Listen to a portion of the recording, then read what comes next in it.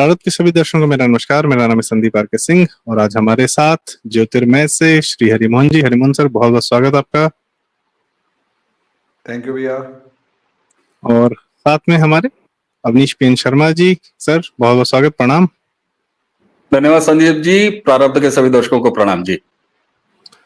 Sir, जिसका हमें था इंतजार वो घड़ी आ गई, केजरीवाल बाहर आ चुके हैं। और जाहिर सी बात है, इसलिए नहीं कि उनसे हमारा कोई मतलब मोह है या ऐसी कोई बात है। ये है कि एंटरटेनमेंट पर्पस से, ड्रामा पर्पस से he is out there and we were missing him. Rahul Gandhi वो एंटरटेनमेंट या वो काम वो बात दे नहीं पा रहे थे राहुल गांधी। खैर, तो अब केजरीवाल बाहर आ गए। जब तक जेल में था तब तक इस्तीफा नहीं दिया, बाहर आके बोला इस्तीफा दूंगा, क्योंकि सुप्रीम कोर्ट ने जो है शर्तें लगा रखी हैं कि एज अ, जो आपने अवनीश जी ने बड़ी अच्छी बात की कि अरविंद केजरीवाल का नाम का आदमी बाहर आया है, मुख्यमंत्री दिल्ली का जो अभी भी तिहाड़ में, क्योंकि उसको उस तरीके से बांध दिया गया।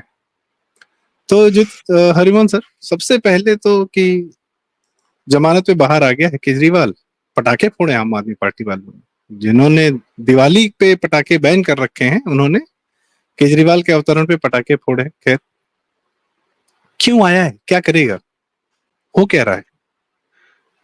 देखिए, आया है, लाया गया है, निकला है, निकाला गया है। अब ये तो समय, बहुत सारी चीजें तो ऐसे गर्भ में मौजूद हैं जहां से निकल कर कभी आएगी नहीं, क्योंकि कानून इस बार रीडिफाइन किया है सुप्रीम कोर्ट ने कि बेल इज द राइट और जो जेल है वो एक्सेप्शन है। तो ऐसी सिचुएशन में हम एक बिल्कुल सिंपल तरीके से देखें कि ये बाहर आ गया है, हम इस पे बात करें, बाकी सब चीजें नहीं। सबसे बड़ी बात यह है, अवनीश भाई ने बिल्कुल ठीक कहा, केजरीवाल की आत्मा जो बाहर थी वो अंदर चली गई है, शरीर जो अंदर था वो बाहर आ गया। शॉर्ट में मुझे जैसे लगा कि पहले आत्मा बाहर थी, शरीर अंदर गया था। अब शरीर अंदर, आत्मा अंदर चली गई है, यानी आत्मा जेल के अंदर है, वो शरीर बाहर भटकता हुआ नजर आएगा, क्योंकि सीएम बनना ही तो उसकी आत्मा थी। अब केजरीवाल को सुप्रीम कोर्ट ने इतने रिस्ट्रिक्शंस के साथ बाहर भेजा है कि अगर वो गलती से उस तरफ जाता हुआ दिखाई भी दे गया, सेंट्रल सेक्रेटरीट वगैरह, मतलब दिल्ली सेक्रेटरीट, तो सीधा सीधा है कि उसको उठाकर जेल में दोबारा से ठूसा जा सकता है और उसके बाद वो कुछ, कोई बेल और कुछ नहीं हो पाएगी। यहां तक एक कमेंट भी कर दिया तो भी कुछ नहीं कर पाएगा, फाइलों पे सिग्नेचर करना तो छोड़ दीजिए। लेकिन अंदर जब तक था तब तक ये बहुत सेफ था, तब तक ये केजरीवाल साफ तौर पे कह सकता था कि मैं इस्तीफा नहीं दूंगा। क्यों? क्योंकि इससे अंदर कोई सवाल पूछने जाने वाला नहीं था। वो कोई पूछ ही नहीं सकता था कि केजरीवाल जी आप इस्तीफा नहीं दे रहे, दिल्ली वालों की जो दुर्गति हो रही है उसके लिए जिम्मेदार आप हैं। लेकिन अब क्या होगा? अब ये है सड़कों पर, सड़कों के ऊपर लोग, पत्रकार इससे रोज सवाल पूछेंगे कि केजरीवाल जी आपने एक फाइल पे साइन नहीं किया, वो फाइल सिर्फ आपके साइन की वजह से अटकी हुई है, जिस वजह से दिल्ली का ये काम रुका हुआ है। आप जल्दी से इस फाइल पे साइन क्यों नहीं कर देते? केजरीवाल के पास इस चीज का कोई जवाब नहीं होगा। केजरीवाल इसे बहुत अच्छे तरीके से जानता है कि उसमें अगर अब इसने इस्तीफा नहीं दिया तो जो अब तक मुख्यमंत्री बने रहने के बाद ये राजनीति कर रहा था, सीट पे कब्जा किए रखने की राजनीति कर रहा था, अब इसके पास ऑप्शन खत्म हो गया, क्योंकि बाहर आने के बाद इसे सवाल पूछे जाएंगे और जैसे सवाल पूछे जाएंगे जवाब नहीं दे पाएगा तो मामला खराब हो जाएगा। इसीलिए आते ही इसने एक मास्टर स्ट्रोक चला और उसमें भी बड़ा, एक ग्लिच को समझिए, 2 दिन बाद इस्तीफा दूंगा। अरे भाई, देना था इस्तीफा तो अभी दे देते। 2 दिन बाद ही क्यों? असलियत में 2 दिन बाद इस्तीफा इसलिए क्योंकि 2 दिन में इस माहौल को गर्म करेगा, ताकि इन 2 दिनों तक इससे कोई सवाल ना पूछ पाए।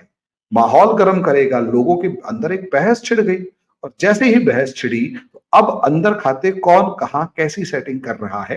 क्या होता है ना, कई बार हिलाने की, कुछ चीजें हिलाने के बाद अंदर से बहुत सारी चीजें बाहर आ जाती हैं, जो मिट्टी के अंदर दबी हुई होती हैं वो सब चीजें बाहर आ जाती हैं। और इस टाइम पर जैसे ही इसने इस्तीफा का दावा फेंका, आम आदमी पार्टी में किसके मन में क्या चल रहा है, पहली बात वो सब बाहर आ जाएगा। बीजेपी के मन में क्या चल रहा है वो बाहर आ जाएगा। कांग्रेस के दम में क्या, मन में क्या चल रहा है वो बाहर आ जाएगा। कार्यकर्ताओं के मन में सबसे बड़ी बात, जो इस समय पर एक हताशा, निराशा थी और एक समझ में नहीं आ रहा था क्या करे, उसके दिमाग में दोबारा से केजरीवाल उनके बीच में जाने से पहले त्यागी की इमेज देखो कि हमने त्याग कर दिया, सीएम की कुर्सी पे लात मार दी, क्योंकि असलियत में इस्तीफा दिया उससे ज्यादा इंपॉर्टेंट है किस तरीके से दिया। पहला 2 दिन ब्रेक देके, दूसरा लोगों से पूछ के कि देखो मैं इस्तीफा दे रहा हूं, लोग कह रहे नहीं नहीं नहीं नहीं नहीं मत दो, तो अब जाके क्या कहेगा, यार मेरे सारे सपोर्टर्स तो कहते हैं इस्तीफा मत दो, लेकिन मैंने है ना समाज को मतलब अपने सम्मान को ध्यान में रखते हुए त्याग करके इस्तीफा दे दिया। नतीजा क्या होगा? नतीजा ये होगा कि जब ये गलियों में घूमेगा तो एक त्याग और का देवता की फॉर्म में बन के घूमेगा और बाजी को अपने पक्ष में करने की कोशिश करेगा। जी यहाँ अब आगे देखते हैं क्या होता है, लेकिन अभी फिलहाल इतना ही, आगे की डिस्कशन में और डिस्कस करते हैं। जी जी, ये वही पत्ता चलना चाह रहा जो सोनिया गांधी ने चला था, आखिर आया तो उसी कैंप से है जो कांग्रेस आम आदमी के सिपाही नाम का एक संगठन बनाया था कांग्रेस ने 2006-07 में। ये ट्रेनिंग देने जाता था ना वहां पे, तो फिर और उसी एनएसी जो सोनिया गांधी ने बनाया था उसी के मेंबर्स ने इसको आगे बढ़ाया। तो उसी एनडीए और उसी क्या कहते हैं एनडीटीवी और जितनी भी दिल्ली मीडिया थी, ऑफ कोर्स वो कांग्रेस की ही गोद में पले बढ़े, वही इंडिया टुडे ग्रुप, वही सब कुछ, तो उन्हीं ने इसको पैदा करके हमारे सामने परोस दिया। खैर, दूसरी बात सर ये मैं जानना चाह रहा था, अवनी सर आपसे टेक्निकल भी जानना चाह रहा था, और ये कि अब ये बाहर आया है तो जैसा हरिमोहन सर ने कहा कि ये इससे सवाल पूछे जाएंगे। सर सवाल तो पहले भी नहीं पूछे जाते थे इससे। दूसरा, फाइलों पे साइन करने के लिए कहा जाएगा, तो साइन तो ये पहले भी नहीं करता था। तो इस बार ये तो बाहर आता, बैठा रहता अपने शीश महल में, बोलता कि भाई सुप्रीम कोर्ट का ऑर्डर है, हम उसको फॉलो कर रहे हैं। तो अगर इस सीएम पद से इस्तीफा दे देगा तो अब तक जो इस पे आरोप लगा रहा था कि इस्तीफा क्यों नहीं दे रहा, इस्तीफा क्यों नहीं दे रहा, तो ऐसा इसने कौन सा बैकअप प्लान बना रखा है जिसके कारण से अभी बाहर आया है, इस्तीफा दे के मस्त होके घूमेगा? या हो सकता है जैसा इसने 2014 में किया था कि चलती हुई सरकार को लात मारी, बोले जा रहा हूँ लोकसभा में चुनाव लड़ने, किसी उस प्लान के तहत कि कुछ और करना है इसलिए इस्तीफा दे रहा है? अवनीश सर। जी संदीप जी, मैं देशज की एक कहावत से अपनी बात शुरू करूंगा। मैं किसी वर्ग का अपमान नहीं करना चाह रहा हूं, लेकिन देशी कहावत है कि बैठा हुआ बनिया क्या करे। अब ये संयोग मात्र है कि केजरीवाल से ये कहावत मैच कर रही है, लेकिन कहा जाता है कि बैठा हुआ बनिया क्या करे, इस कोठरी का माल उस कोठरी करे। हरिमोहन जी ने बहुत कायदे की बात कही कि इससे तमाम सवाल पूछे जाएंगे।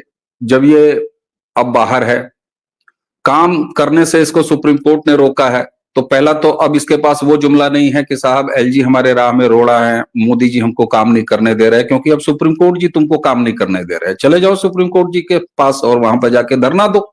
लेकिन वो ये कर नहीं सकता। मैं जरा एक कठिन सवाल पूछता हूं। 5 महीने ये व्यक्ति दिल्ली का मुख्यमंत्री रहते हुए, दिल्ली के मुख्यमंत्री की कैपेसिटी में तिहाड़ की एक सेल में था, लोकतंत्र जिंदा था, 5 महीने कोमा में था, ऑक्सीजन पे था, आईसीयू में था, क्रिटिकल इंटेंसिव केयर यूनिट में था, कहां था? इस देश में ये विमर्श, ये सवाल पूछा जाना चाहिए कि नहीं पूछा जाना चाहिए?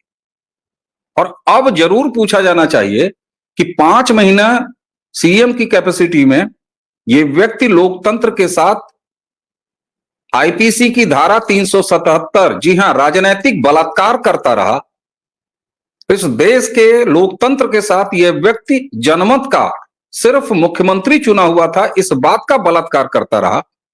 5 महीने इस व्यक्ति ने मुख्यमंत्री को अपने साथ लेके अपनी आत्मा के तिहाड़ की सेल में रहा, और निकलने के कुछ घंटों के भीतर, अगले कुछ घंटों में, आप ध्यान दीजिए, निकलने के कुछ घंटों के भीतर अगले कुछ घंटों में इस्तीफे का ऐलान करता।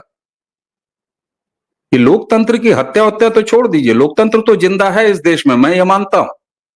लोकतंत्र इस देश का किसी नेता, किसी पार्टी, किसी मंत्री, किसी मुख्यमंत्री, किसी राष्ट्रपति से जिंदा नहीं है।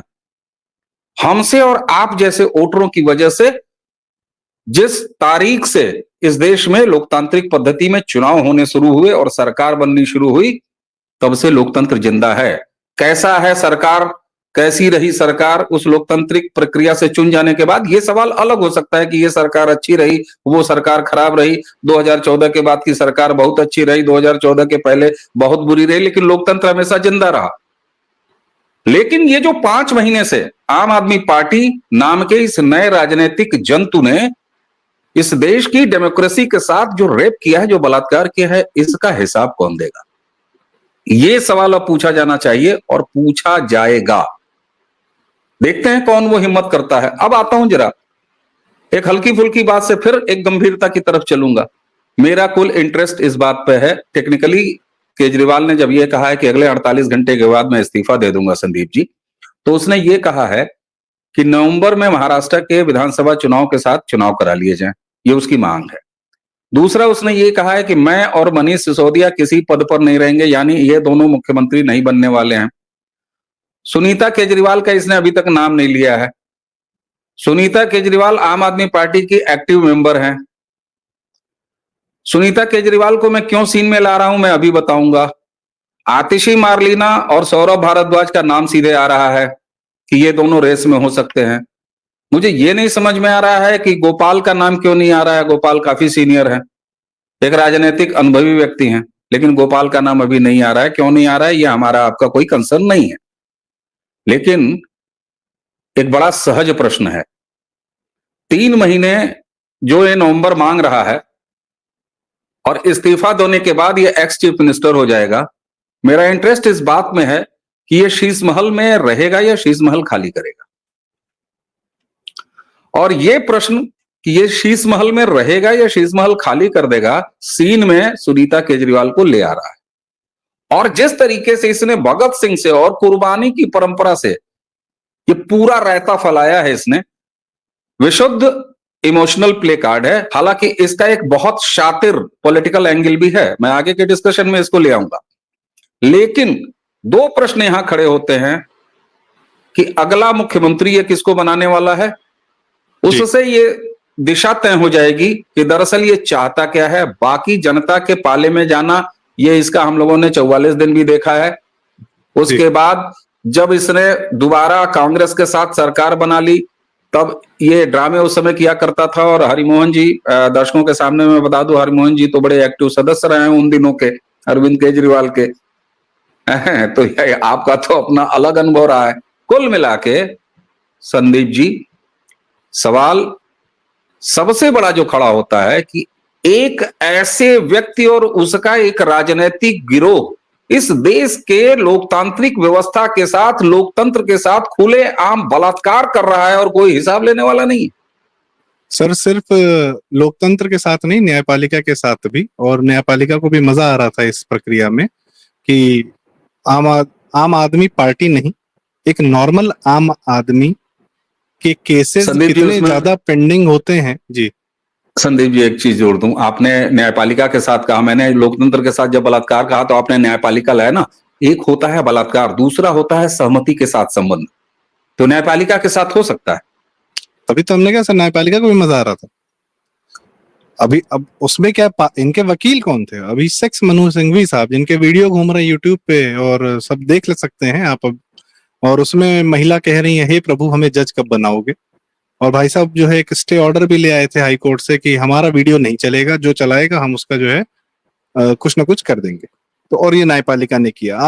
और वो देश के बड़े वकीलों में से हैं, राज्यसभा की सदस्यता के लिए इधर उधर घूम रहे थे, कहीं से मिल गया।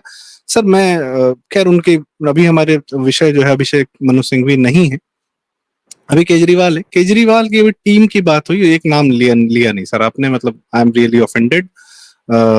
हमारे इलाके के सुल्तानपुर के श्री संजय सिंह जी सुरमे वाले, तो वो भी राज्यसभा छोड़ के आ सकते हैं। मैं हरिमोहन सर के पास आना चाहूंगा, मैं पूछ सकता हूं कि सर कहने को राजकुमार विश्वास को भी ऑफर करते सीएम तो वो वापस आ जाएंगे, हो सकता है ऐसा। Let's I don't know what to say about him. But Kejriwal के साथ में एक बड़ी बात जुड़ी हुई है कि he is one of the agents of US.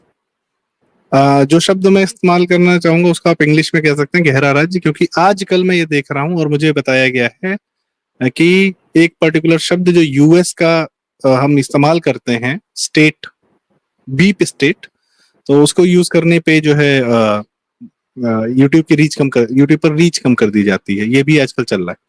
Anyways, तो he was one of the agents because he was, Ford foundation से आ रहा था पैसा और एनजीओ से, तमाम इनके सारे सहयोगी सब बाहर से पैसा लेके आ रहे थे।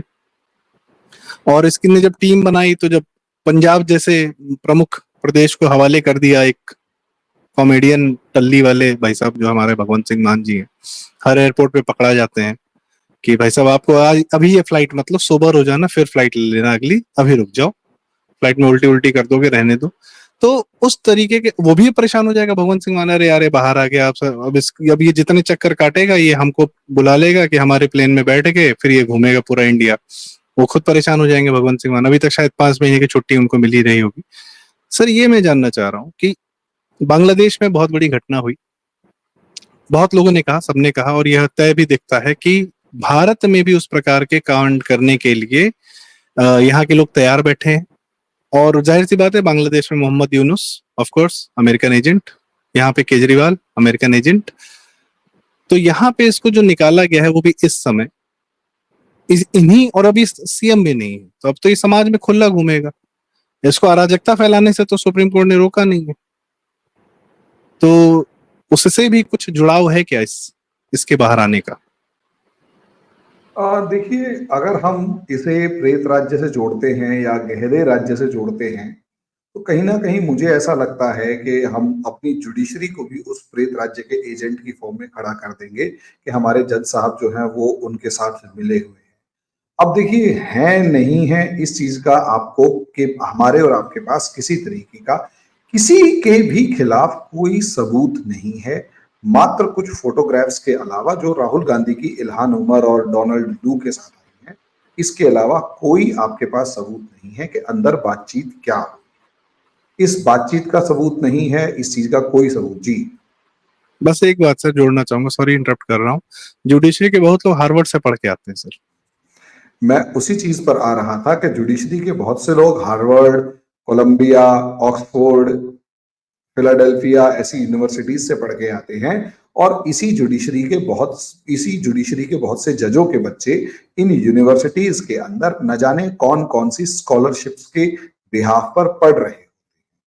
तो अब इस चीज को जोड़कर मैं ये कहूंगा कि इंटीग्रिटी पे क्वेश्चन है, तो देखिए सॉरी, कंटेम्प्ट ऑफ कोर्ट लगता है, मैं उस चीज को कह नहीं सकता। लेकिन सीधी सी बात ये है कि देखिए, कुछ अब सवाल हैं, उनके जवाब अगर जुडिशरी खुद ही क्लियर कर दे, क्योंकि प्रॉब्लम ये है कि हमारी कंट्री के अंदर केवल और केवल जज साहब ही ऐसे हैं जिन्हें अपने एसेट्स डिक्लेयर नहीं करने होते ओपनली।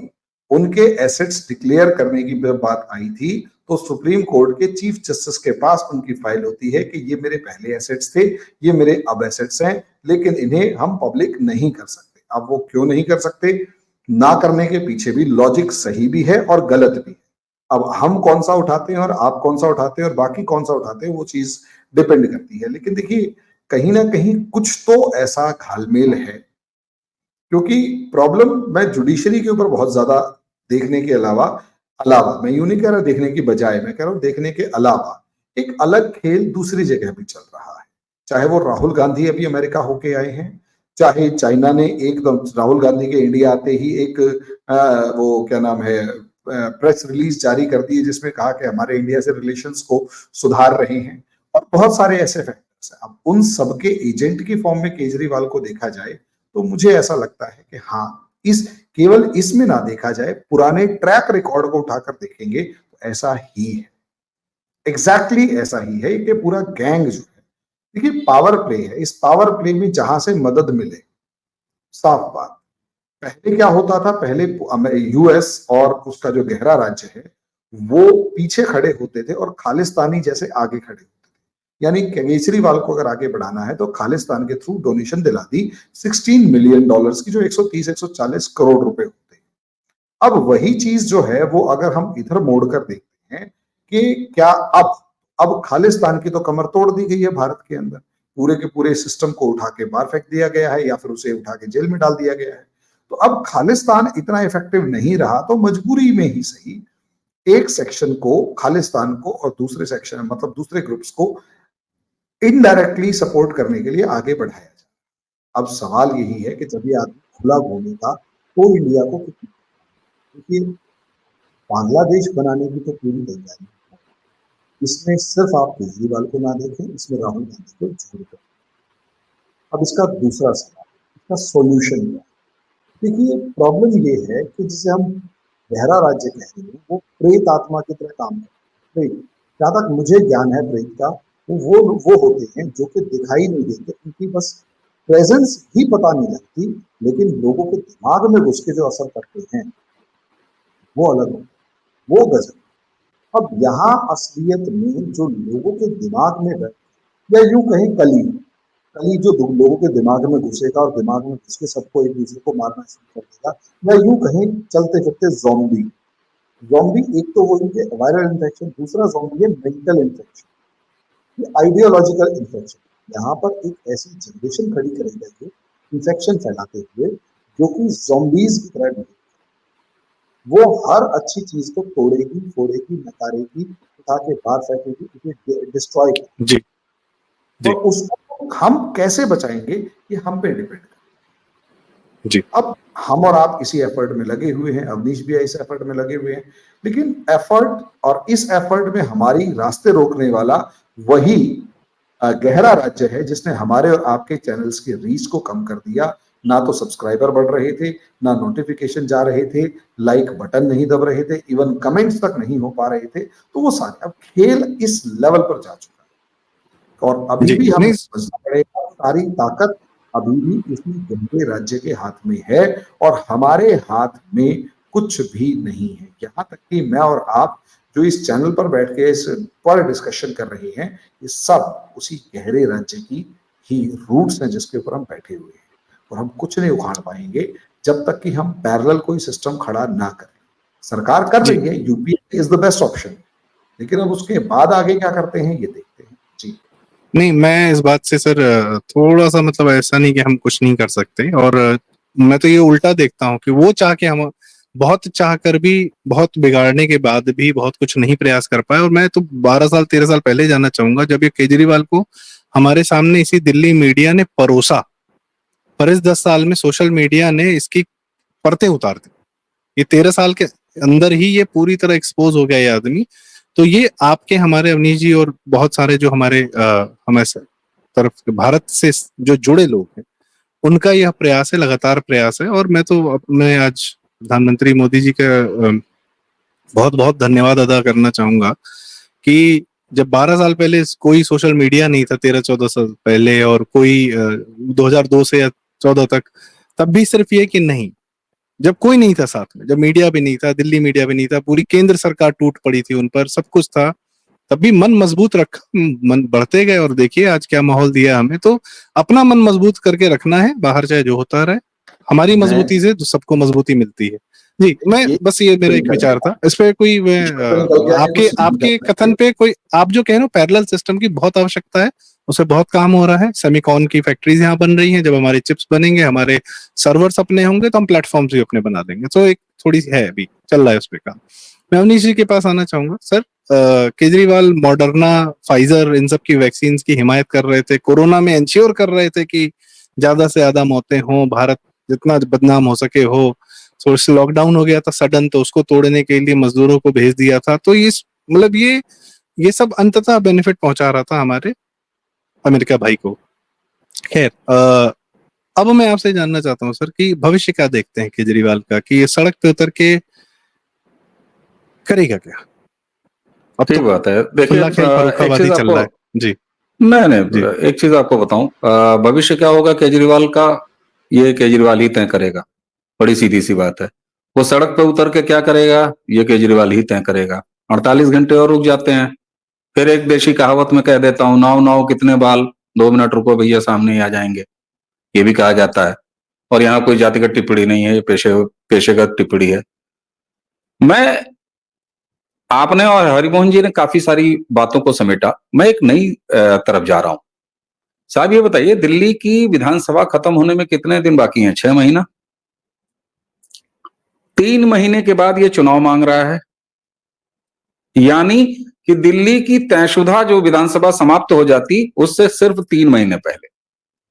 शराब घोटाले में ये अंदर है, और निश्चित रूप से जब शराब घोटाले में ईडी और सीबीआई दोनों, ईडी जो कि केवल मनी के ऊपर ही, पैसे कहां हैं, कितने हैं, कैसे ट्रांजैक्शंस हैं, कौन सा बैंक, कौन सा खाता, कौन सा ये, इस पर उसकी पूरी निगाह है।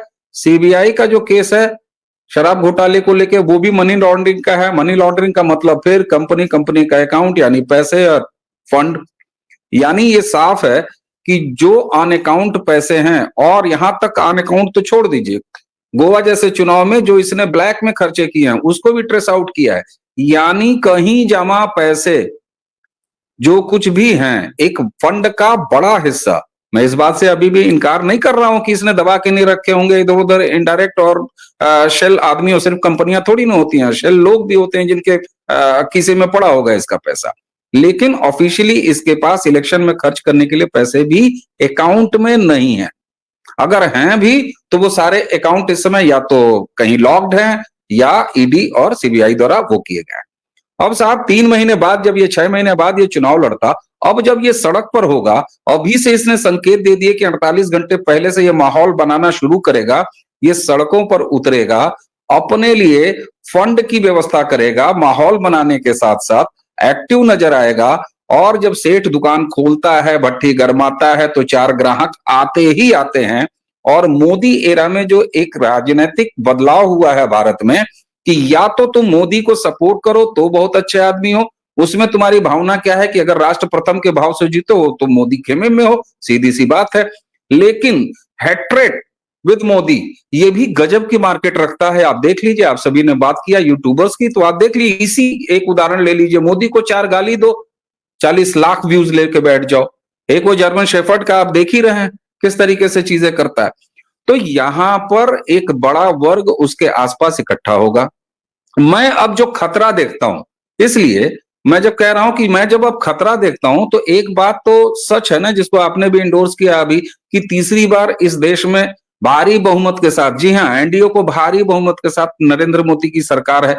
2029 तक दिल्ली में कोई वैकेंसी खाली नहीं है। यानी राहुल गांधी अपनी पूरी नेगेटिविटी के साथ अगर सामने है तो चुनाव के लिए नहीं है, चुनाव में वो कुछ नहीं उखाड़ पाएंगे। 5.5 साल, अभी 4.5 साल बचे हुए हैं।